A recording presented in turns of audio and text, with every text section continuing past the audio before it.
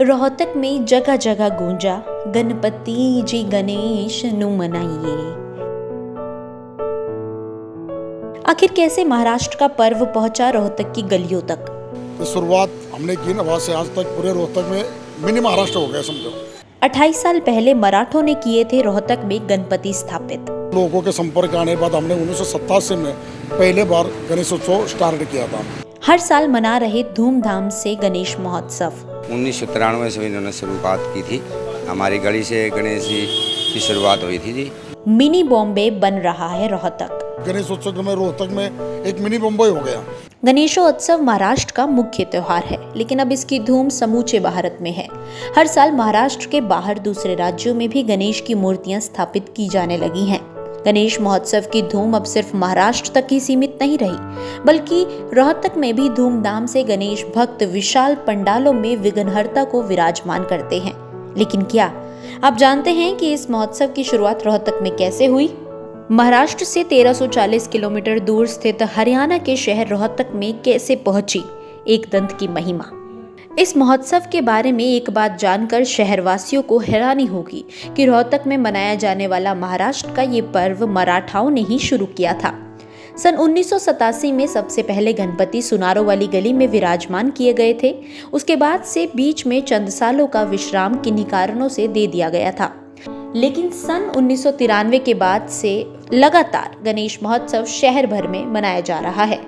लगातार गणपति की पूजा आराधना कर रहे महाराष्ट्र से रोहतक में गुजर बसर करने आए जय किशन मराठा ने बताया कि उन्होंने ही ये शुरुआत रोहतक में की थी, जिसे अब गली गली हर चौक चौराहों पर धूमधाम से मनाया जाता है।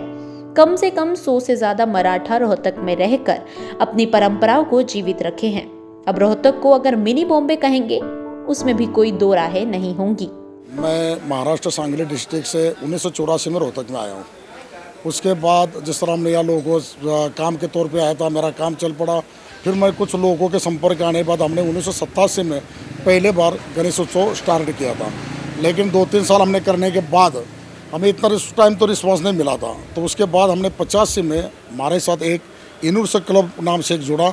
उसके बाद हमने 85 में फर्स्ट चालू किया। उसके बाद कंटिन्यू सब हमारा 28 साल हो गए कंटिन्यू चालू है। जनता ने हमें सारे समाजों ने खूब सहयोग किया था। अब भी हमारा सही है, लेकिन हम ज़्यादा तो पूजा पे ध्यान देते हैं। ज़्यादा हमारा हमने बाकी बढ़ चढ़ के ऐसा कुछ नहीं होता ज़्यादा, सिर्फ हम पूजा करते हैं सुबह शाम। शहर से ही सहयोग मिला जरूर। अनाज मेरे ख्याल में उस गणेश उत्सव में रोहतक में एक मिनी मुंबई हो गया। मिनी मुंबई की तरह रोहतक, पूरे रोहतक शहर में रह के 1100-1200 मूर्तियाँ स्थापित होती है।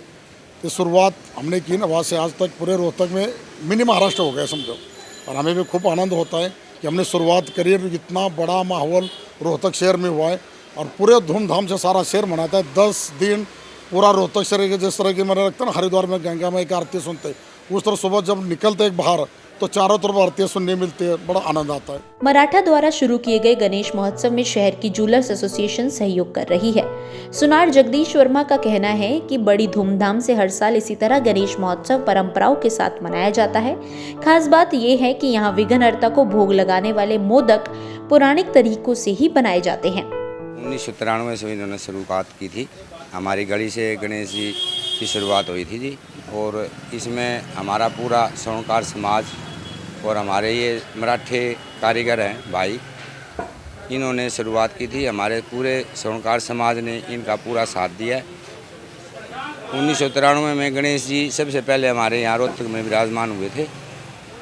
उसके बाद से लगातार 28 साल 30 साल के करीब हो गए, तब से गणेश जी हमारी गली में आते हैं। हम गणेश जी का विसर्जन करते हैं। और हमारी गणेश जी की मूर्ति की एक विशेषता ये भी है कि हमारी मूर्ति महाराष्ट्र से आती है हर साल और मिट्टी की बनी हुई होती है। हमारे और मराठों में कोई अंतर नहीं है, वो भी गणेश की पूजा करते हैं। उनको थोड़े अच्छे विधान से आती है। हमारे लोकल भाइयों में इस चीज़ का पूरा ज्ञान नहीं होता। अब हमारे हरियाणा में भी और रोहतक में भी पूरे भाई, सभी भाई मिलके गणेश जी की पूजा करते हैं और अच्छे से करते हैं। हमारे समाज में इसका पूरा उत्साह रहता है 10 दिन के लिए। किसी भी शुभ कार्य को शुरू करने से पहले भगवान गणेश की पूजा करना शुभ माना जाता है। 10 दिवसीय मनाया जाने वाला ये त्योहार सिद्धि विनायक की महिमा, प्रतिष्ठा, गौरव के लिए जाना जाता है। तो इस साल अगर आप अब तक विघ्नहर्ता के दर्शन करने नहीं गए हैं तो जरूर जाइए और उस रौनक का हिस्सा बनिए।